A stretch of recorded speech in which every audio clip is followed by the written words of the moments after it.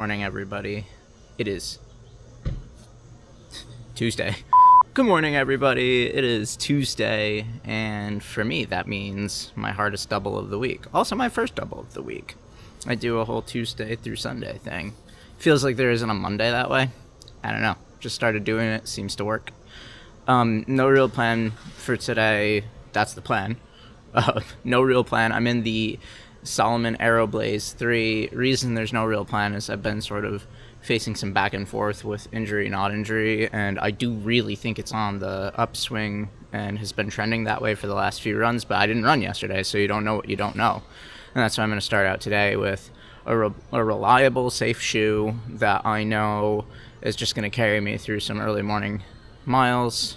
I mean, it's 10. It's not really early morning, but we're going to see how it goes out on the run. Probably talk about some really cool stuff, running related, not running related, and I'll see you soon. First half mile, I'm still not feeling 100% leg-wise, and the Aero Blaze is feeling a little harsh right now. Not harsh in the same way as like I would describe the Rocket X3, but like just thin in the forefoot, which I've said about it before. Also, like, there's that medial, not posting, but it's more built up in the medial arch area, and that feels like it's pushing my leg, or my foot laterally to the pinky toe, which I'm already biased towards, which I think is actually the source of the pain right now. So I'm trying consciously to pronate more, which is just a pain, but it's not as bad as it's been. For sure it's not. I feel immediately a lot better. I'm already going at a slightly faster pace than I normally would be at this point of the run with like how much I've been hurting. I was just having the thought that I always remember on Tuesdays, because I run by it. There's a farmer's market that happens Tuesday afternoon, but since Tuesday is my longest double, I end up just not going all the time, and I'll run through it occasionally, but it's like, that's not visiting the farmer's market. And so I want to make a commitment to myself to go visit the farmer's market, but I continue to not do that. And so, sorry for the shaking. So it's either I switch my Tuesdays around to be lighter, or I just don't go to the farmer's market, which I guess it's okay. It's not anything super special, but it'd be a nice way to engage with my immediate community. That's the point of wanting to do it. I don't know. More to come. I've been considering picking up a pair of the Kinvara 16s. Let me know if you guys would be interested in a review of that. I have run in Kinvaras in the past. In fact, in my previous life as a cross-country runner, that was my shoe. And I had one that I took an extremely long distance. This is watch tracking or whatever, but I used it for well over a season. So it's probably, past 600 miles. The only reason I stopped using it was there's a rock that made its way all the way from the outsole into the inside of the shoe. Like literally pierced the outsole, and then I compressed the foam enough over time to have the rock reach my literal foot. So I really liked it back then. I picked up the Kinvara 15 last year around this time, actually, maybe closer to fall, whenever it came out, and I liked it, but I sort of stopped running in it because I had more interesting shoes to run in. But it really seemed to work well with my stride. It's just a little boring. The foam is a little boring because it's standard EVA. Apparently the new version, they tuned it to be a little more exciting. That's what they say, right? But this is the running warehouse interview, so how true is any of that, but it looks nice, and the design looks nice, and they lowered the stack way back down to the original, I don't know the numbers offhand, but the original Kinvara stack height. And drop, of course, is still the same, 4 mil. So let me know if you want me to test it. I'm not gonna grab it unless there's actual interest in it. But yeah, let me know. I'm about to dip into the track here just for a couple of laps to get some squish under my legs while I warm up into the run. It's a good resource to have a mile from my house, because sometimes I really do need a warm up, and sometimes I just don't know what I'm intending to do for the day, like today. Yeah, and this immediately feels so nice underfoot.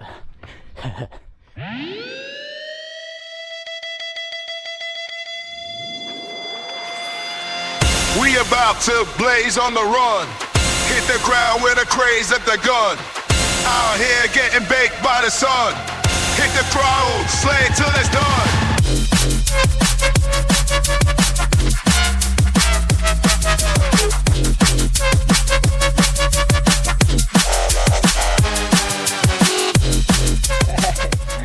Hello, boat people. Hello. Those are the boat people. Wouldn't it be funny if it was just a simulation and they're always the same boat people being rendered every day, and I see them all the time on the boat, and they're not actually real at all, and neither is the boat. Honestly, it's not even unlikely.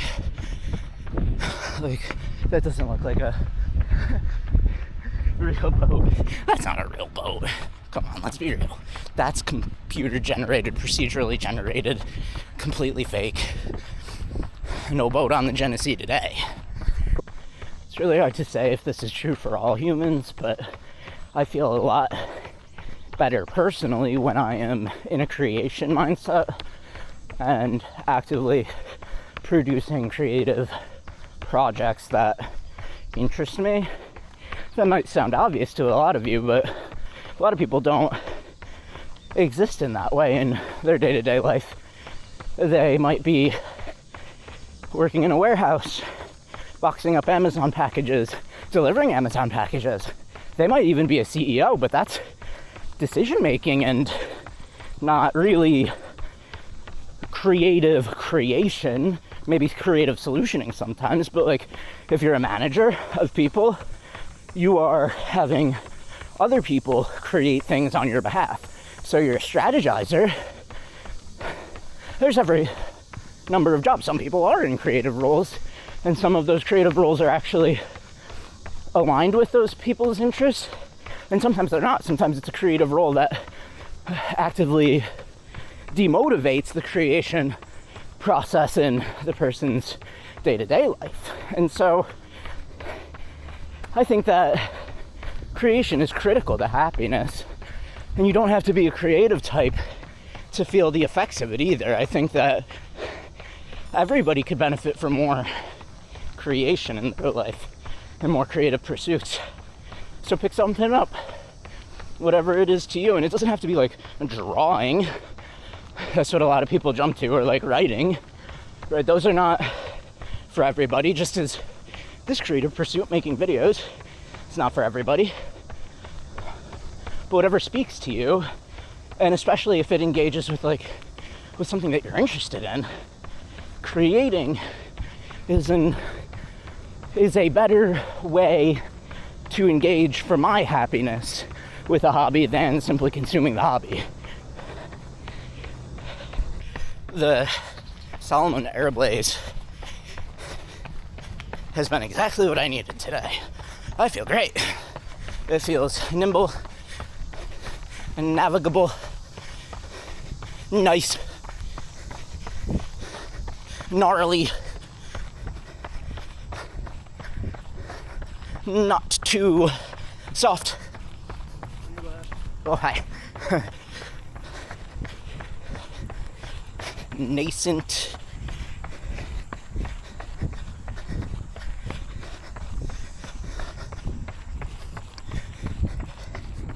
Normal.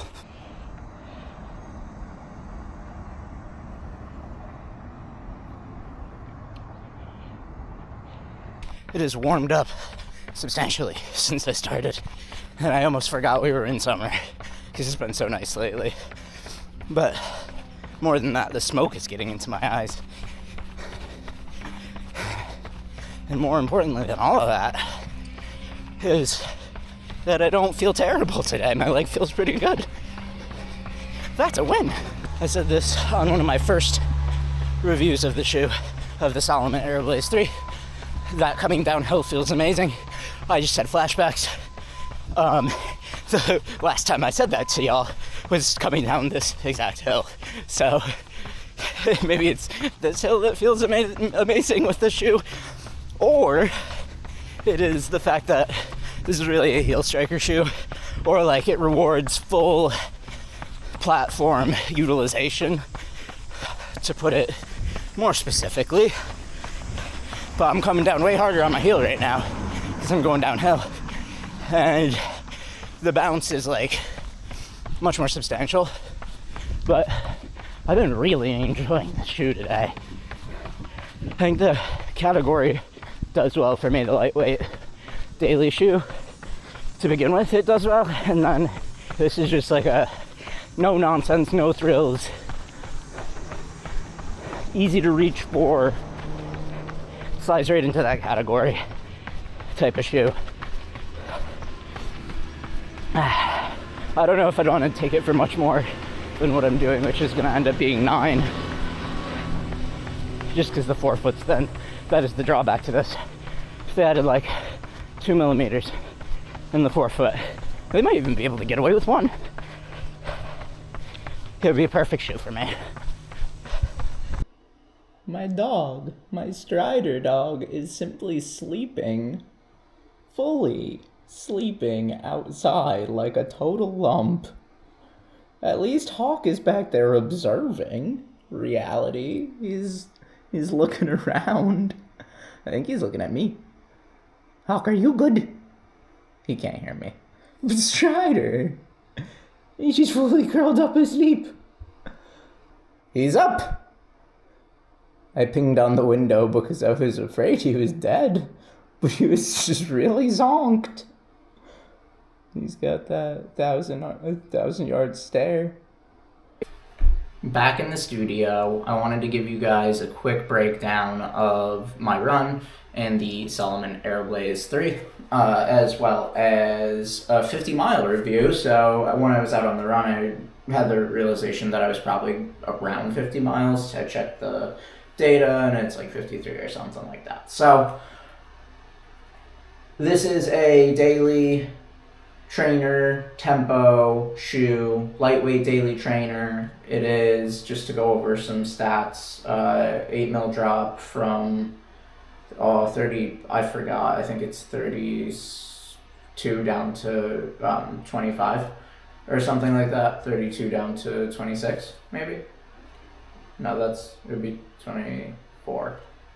Regardless, nice bouncy foam. There's a lot of marketing confusion on the foam. Somebody in the comments had said that this was an eTPU or some sort of TPU blend. The marketing material says PIBA EVA. The Salomon website says a different foam than is labeled on the shoe itself. So, whatever the foam is, it's nice, it's bouncy, it's firm. It has an especially firm forefoot, has a really comfortable heel landing. It is certainly something that I think would be more well suited towards people that land further back on the platform for the majority of their paces. However, it's perfectly runnable as somebody that strikes primarily in the forefoot. I've been really enjoying it. Some things that I've been really enjoying about this shoe is the easiness of use. I could tie this wrong, I could tie this loose, I could tie it tight, and it really works just regardless. I could slide it on even, which is such a rarity in shoes. It is responsive enough when you pick up the pace. It is chill enough that it doesn't enforce that as a rule, participating with the shoe and engaging with the shoe. You could still run slow in it if you want to. I have been. It's just reliable. It's something that I don't have to think about, and that is so underrated in a shoe. dislike with the shoe is that it does feel like there's some sort of like arch, medial arch support through here that pushes me laterally on the platform, which I don't love. It could be, I tend to already, strike in that pattern, especially on my left foot, actually. And so it sort of resists pronation a little bit, and it's not like an active, stability control. It's just the way the foam is molded in the shoe, I think, that is creating that sensation for me. So I don't totally love that. I think that the forefoot could be a little bit thicker, and obviously there's the Aero Glide for if you wanted more stack on a shoe. I think this barely needs more stack, so I don't know what the stats are on the Aero Glide, but maybe that would have been a better shoe for me. But I didn't get that, I got this. The other thing that I do think would be a big improvement is either, I don't know what to say here, like, I don't like this particular segment of rubber. It will increase durability of the shoe, but I think it cultivates like a slappiness to the forefoot, especially if you're landing on the forefoot, which lends itself to, if you are a heel striker, you're probably not going to need to worry about that all that much, but if you're a forefoot striker primarily, that's going to be a concern. I don't think it actually rises to the level of concern, but it's just like the sensation would improve of the shoe if the rubber either weren't here, there were less of it, or if there was like a ground contact EVA or something instead of the rubber. So it's just because and maybe it would be solved even if there was no thinness of the forefoot. Maybe if they added 2 millimeters of stack in the forefoot, that would eliminate the need to change the rubber at all. But it's such a mild change. It's a really good shoe. It's been reliable for me. I'm going to continue to run in it probably most of the time at Run Club. But a day like today where I didn't know what to run in, I enjoyed running in it. I appreciate your attention, and see you.